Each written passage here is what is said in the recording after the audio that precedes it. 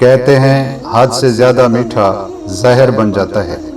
कुछ लोगों की मिसाल ऐसे ही है जो मुंह पर ज़्यादा मीठे बनते हैं, दरअसल वो अंदर से ज़ाहिर होते हैं, बोग्ज़ हसद कीने से भरे हुए होते हैं।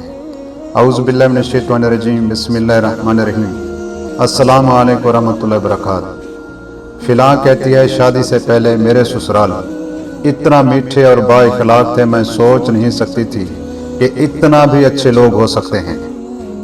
लेकिन जैसे ही मेरी शादी हुई, शादी के बाद मेरे हालात तब्दील होते गए, क्योंकि मेरे शौहर मुझसे बेहद मोहब्बत करते थे, मैं उसकी पसंद थी।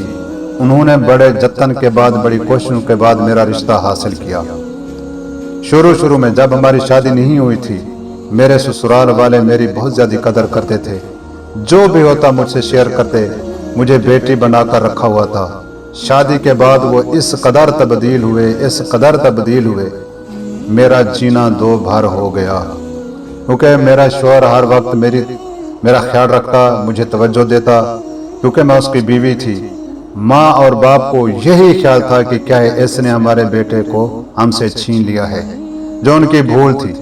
मैं कसम उठाकर कहना चाहती हूँ कि मैंने आज तक उसके वालिदैन के बारे में एक चीज़ भी नहीं कही। लेकिन मुझे नहीं पता था कि मेरे शौहर का प्यार मेरा दुश्मन बन जाएगा। मेरे ससुराल यानी कि मेरी सास और ससुर इस कदर तब्दील हुए, मेरा घर में रहना मुश्किल कर दिया। उन्होंने मेरे शौहर को इस कदर भड़काया, मेरे ऊपर इल्जामात लगाए कि ये बदकार है, बदचलन है। आखिरकार इंसान क्या कहते हैं, पत्थर के ऊपर अगर पानी पड़े तो वो भी क्या हो जाता है, घिस जाता है। आखिरकार एक दिन मेरा शौहर उनकी बातों में आ गए और मुझसे कहने लगा, मैं हर बार आपकी शिकायत सुनता हूँ, मेरे वालिदैन हर बार गलत नहीं हो सकते। आखिर माजरा क्या, मसला क्या है?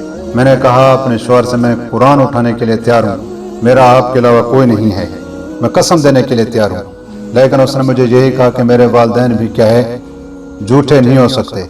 मेरे वालिदैन मेरे खैर खाई चाहते हैं, मेरा बुरा कभी नहीं चाहेंगे। मैं अपने शौहर को समझा के थक गई, लेकिन उसने मेरी एक ना मानी।